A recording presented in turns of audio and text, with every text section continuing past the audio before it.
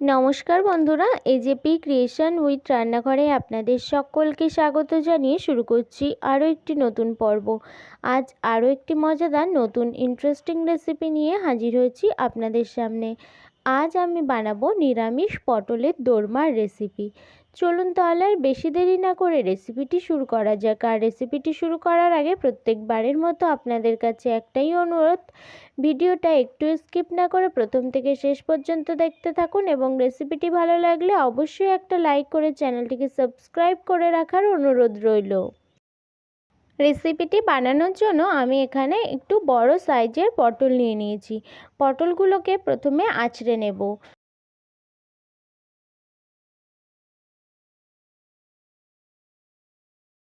এই পর্যায়ে পটলটা কিন্তু আমার ভালোভাবে আঁচড়ে নেওয়া হয়ে গেছে।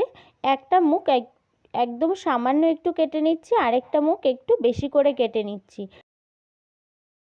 এই পর্যায়ে সমস্ত পটলগুলো কিন্তু আমার ওই একইভাবে আঁচড়ে নেওয়া হয়ে গেছে আর ওই একইভাবে কেটে নিয়েছি। এবার ধুয়ে নেব। এখানে পরিষ্কার জল নিয়ে নিয়েছি, পরিষ্কার জলের মধ্যে দিয়ে দিচ্ছি পটলগুলো কিন্তু ভালোভাবে ধুয়ে নিচ্ছি। আর পটলগুলোর যে মুখগুলো আমরা কেটে রেখেছি সেই মুখগুলোও কিন্তু একেবারে ধুয়ে নিচ্ছি। এই পর্যায়ে সমস্ত পটলগুলো ধুয়ে নেওয়া হয়ে গেছে। আর এই একটা পটল নিয়ে এইভাবে একটা চামচের পেছনে সাহায্যে করে নিয়ে এইভাবে কিন্তু শাঁসটা বার করে নিতে হবে পটল থেকে।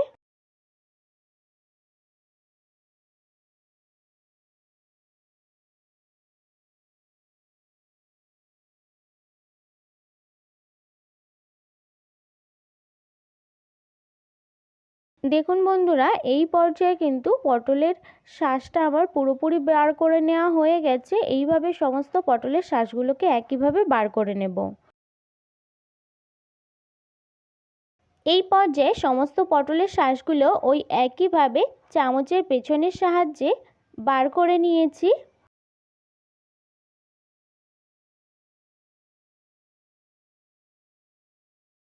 পটলের দোরমা রেসিপিটির পুর বানানোর জন্য আমি এখানে যে পটলের শাঁসগুলো বেছে রেখেছি সেই পটলের শাঁস নিয়ে নিয়েছি, আর নিয়ে নিয়েছি কাজু বাদাম, আর নিয়ে নিয়েছি কয়েকটা কাঁচা লঙ্কা।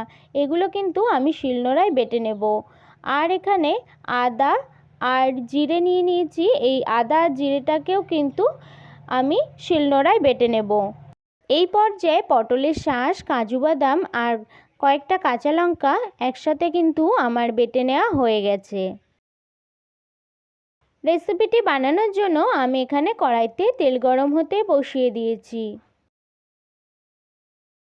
এই পর্যায়ে তেলটা কিন্তু আমার গরম হয়ে গেছে। আমি পটলের দোরমার যে পুরটা সেই পুরটা কিন্তু বানিয়ে নেব। তার জন্য দিয়ে দিচ্ছি সেই বাটাটা।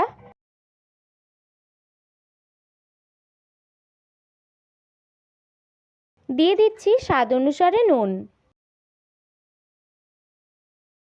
আর দিয়ে দিচ্ছি পরিমাণ মতো হলুদ গুঁড়ো।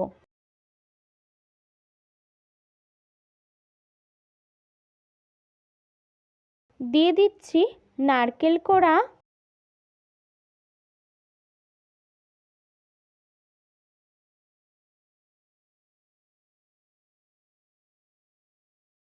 এই পর্যায়ে পুরটা কিন্তু আমার রেডি হয়ে গেছে। আমি এবার নামিয়ে নেব।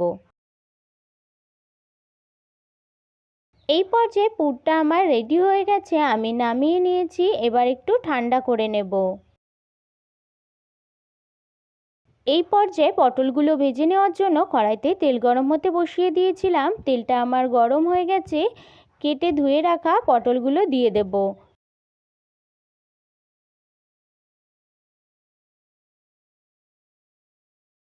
এই পর্যায়ে কিন্তু পটলগুলো আমার ভেজে নেওয়া হয়ে গেছে। এবার আমি তুলে নেব। ওই একইভাবে বাকি পটলগুলোও কিন্তু ভেজে নেব।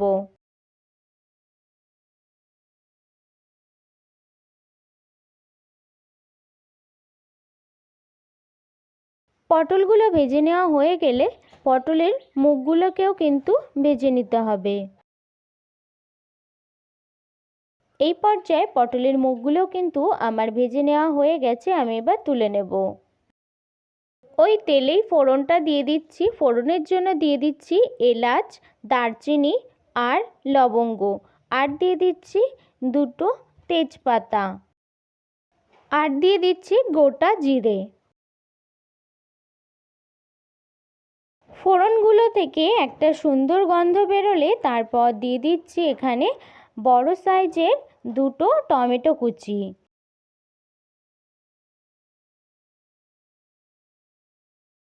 আর এদিকে পুরটাও কিন্তু ঠান্ডা হয়ে গেছে আর পটলগুলোও ঠান্ডা হয়ে গেছে। এই পর্যায়ে আমি পটলগুলোর মধ্যে পুরগুলোকে কিন্তু ভরে নেব। এইভাবে করে একটু পুর নিয়ে তারপর এরকম লম্বালম্বিভাবে একটু মণ্ড পাকিয়ে নিয়ে তারপর কিন্তু পটলের মধ্যে এইভাবে ঢুকিয়ে দিতে হবে, ঢুকিয়ে পুরগুলোকে ভরে নিতে হবে। একটা পটলের মধ্যে কিন্তু আমার পুর ভরে নেওয়া হয়ে গেছে। এইভাবে সমস্ত পটলের পুরগুলো কিন্তু একইভাবে ভরে নেব।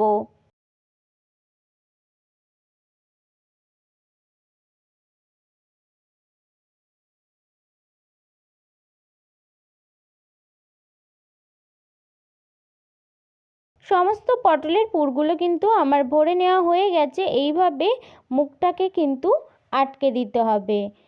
একটা টুথপিকের সাহায্যে এইভাবে পটলের মুখটা আটকে নিতে হবে, যাতে না খুলে পুরগুলো না বেরিয়ে যায়। আর এই পর্যায়ে টমেটোগুলো কিন্তু আমার সিদ্ধ হয়ে গেছে। দিয়ে দিচ্ছি 1 চামচ ধনিয়া গুঁড়ো, আর দিয়ে দিচ্ছি আদা জিরে বাটা, দিয়ে দিচ্ছি স্বাদ অনুসারে নুন, তারপর দিয়ে দিচ্ছি পরিমাণ মতো হলুদ গুঁড়ো। সমস্ত কিছু দিয়ে তারপর কিন্তু মশলাগুলোকে ভালোভাবে কিছু সময় ধরে কষিয়ে নিতে হবে। এখানে আমি কিছু সময় ধরে কষিয়ে নিয়েছি। আর দিয়ে দিচ্ছি সামান্য একটু চিনি, আর দিয়ে দিচ্ছি কাশ্মীরি লঙ্কা গুঁড়ো। এই পর্যায়ে সমস্ত মশলাগুলো কিছু সময় কষিয়ে নেওয়ার পর দেখুন মশলাটা থেকে কিন্তু তেল ছাড়তে শুরু করেছে। এই পর্যায়ে দিয়ে দিচ্ছি একটু মশলা ধোয়া জল, দিয়ে আবারও কিন্তু মশলাটাকে একটু বেশ কিছু সময় ধরে কষিয়ে নিতে হবে। দেখুন বন্ধুরা, এই পর্যায়ে কিন্তু মশলাটা থেকে পুরোপুরি আমার তেল ছেড়ে দিয়েছে। দিয়ে দিচ্ছি পরিমাণ মতো জল। আর এদিকে কিন্তু আমার সমস্ত পটলগুলোই পুর ভরে নেওয়া হয়ে গেছে। আর সমস্ত পুর ভরা পটলগুলোকে কিন্তু আমি টুথপিকের সাহায্যে মুখগুলোকে ভালো করে আটকে নিয়েছি। এই পর্যায়ে তরকারিটা কিন্তু আমার ফুটে উঠেছে। আমি দিয়ে দিচ্ছি পুর ভরে রাখা পটলগুলো। এই পর্যায়ে সমস্ত পুর ভরা পটলগুলো কিন্তু আমার দেওয়া হয়ে গেছে। এবার কিছু সময় ধরে রান্না করে নেব। আর দিয়ে দিচ্ছি দুটো আস্ত কাঁচা লঙ্কা। দেখুন বন্ধুরা, এই পর্যায়ে কিন্তু গ্রেভিটা অনেকটাই ঘন হয়ে এসেছে আর আমার প্রায় রান্নাটা কিন্তু কমপ্লিট হয়ে গেছে। এই পর্যায়ে নামানোর আগে দিয়ে দিচ্ছি 2 চামচ ঘি দিয়ে তারপর ভালোভাবে মিশিয়ে নামিয়ে নেব। এই পর্যায়ে পটলের দোরমার রেসিপিটা কিন্তু আমার রেডি হয়ে গেছে, আমি নামিয়ে নিয়েছি। এই পুর ভরা পটলের দোরমার রেসিপিটা কিন্তু আমি সম্পূর্ণ নিরামিষ পদ্ধতিতে বানিয়েছি। আপনারাও কিন্তু এইভাবে নিরামিষভাবে বানিয়ে খেতে পারেন। আশা করি সকলের খুব ভালো লাগবে। আমার এই সম্পূর্ণ নিরামিষ পদ্ধতিতে তৈরি পটলের দোরমার রেসিপিটি যদি আপনাদের ভালো লেগে থাকে তাহলে অবশ্যই একটা লাইক করে দেবেন এবং কমেন্টের মাধ্যমে জানাবেন আমার এই রেসিপিটি আপনাদের কাছে কেমন লেগেছে, এবং বেশি বেশি করে শেয়ার করে আমার পাশে থাকবেন, আমাকে আরও উৎসাহিত করবেন। আর আপনি যদি আমার চ্যানেলে নতুন বন্ধু হয়ে থাকেন এবং আরও নিত্য নতুন ইন্টারেস্টিং মজাদার রেসিপির আপডেট পেতে চান তাহলে প্লিজ আমার চ্যানেলটিকে সাবস্ক্রাইব করে পাশে থাকা বেল আইকনটি প্রেস করে অল নোটিফিকেশান অন করে রাখবেন, যাতে সমস্ত ভিডিওর আপডেট আপনি ঠিক সময় পেয়ে যান। আজ এই রেসিপিটি এই পর্যন্তই। আরও একটি মজাদার নতুন কোনো ইন্টারেস্টিং রেসিপি নিয়ে আপনাদের সাথে দেখা হবে আরও একটি নতুন পর্বে।